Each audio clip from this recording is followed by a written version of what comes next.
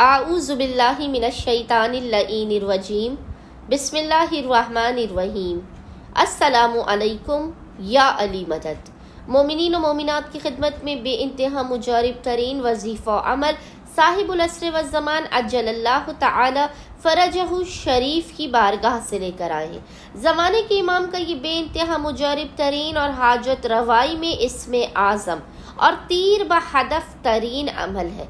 इस अमल के करने से आपके पूरे घर से परेशानियां, दुख, मुसीबत और गमों का खात्मा हो जाएगा। रिस्क और रोजी की हर किस्म की तंगी दूर हो जाएगी। कोई भी कारोबार का मसला हो, रिश्तों का मसला हो, औलाद का मसला हो, कोई भी मसला हो, मोमिनीन इस मुख्तसर तरीन जिक्र का वर्द कीजिए। फ़कत 7 मरतबा 7 टाइम्स आपने इस जिक्र को पढ़ना है और खुदावंद मुताल इस जिक्र की बरकत से, ज़माने के इमाम की बरकत से फ़ौरन के फ़ौरन आपकी मुश्किलात को दूर कर देगा, आपकी हाजात को अपनी बारगाह में कबूल व मकबूल कर देगा।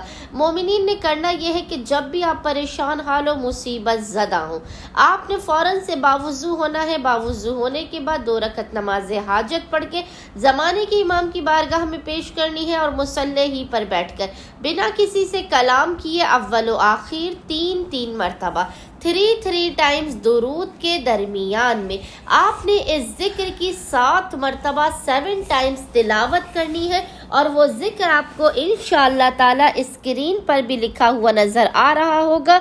और वो जिक्र क्या है? वो जिक्र है ला तहज़न इन्नल्लाहा मअना, ला तहज़न इन्नल्लाहा मअना।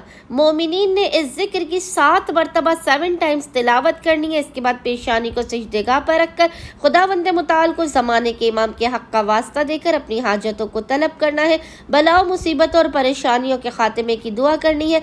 सदका साहिबुल अस्र व ज़मान मोमिनीन की हाजात उन्हें फ़ौरन के फ़ौरन अता कर दी जाएंगी। उनकी बलाओ, मुसीबतों और परेशानियों का खात्मा भी होगा। अल्लाहुम्मा सल्लि अला मुहम्मद व आले मुहम्मद व अज्जिल फरजहुम अजमाइन।